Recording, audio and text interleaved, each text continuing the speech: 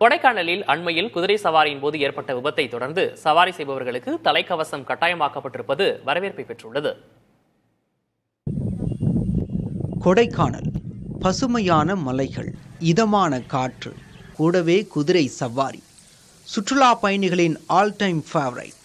ராஜநடை போடும் குதிரையின் மீது கம்பீரமாக அமர்ந்து பயணிப்பது ஒரு புதுவிதமான அனுபவம்.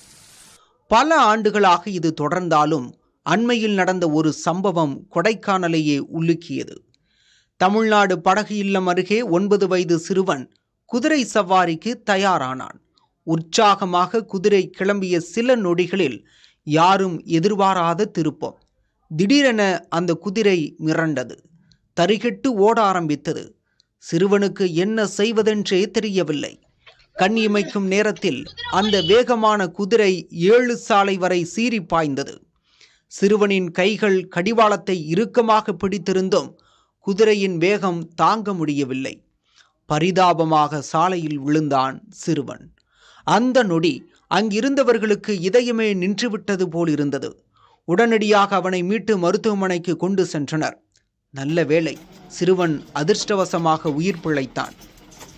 இந்த விபத்து கொடைக்கானல் நிர்வாகத்தின் கண்களை திறந்தது. உடனடியாக எடுக்கப்பட்ட அதிரடி முடிவு என்ன தெரியுமா? இனி குதிரை சவாரி செய்பவர்கள் கட்டாயம் தலைக்கவசம் அணிய வேண்டும்.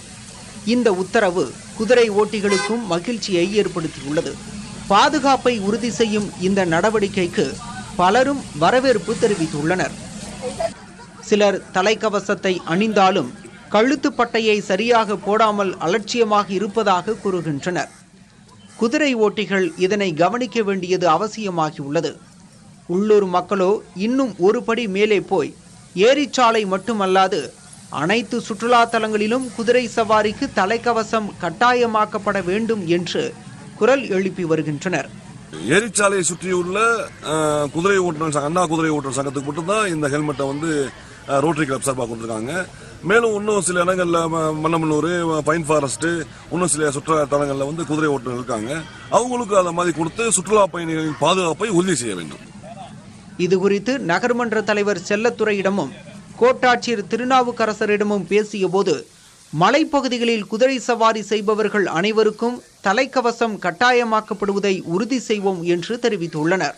ஆக கொடைக்கானலில் இனி குதிரை சவாரி செய்பவர்கள் பாதுகாப்பாகவும் பயம் இல்லாமலும் அந்த அழகான அனுபவத்தை முழுமையாக உணரலாம் என்பதில் சந்தேகமில்லை. புதிய தலைமுறைக்காக கொடைக்கானல் செய்தியாளர் செல்வ மகேஷ் ராஜா.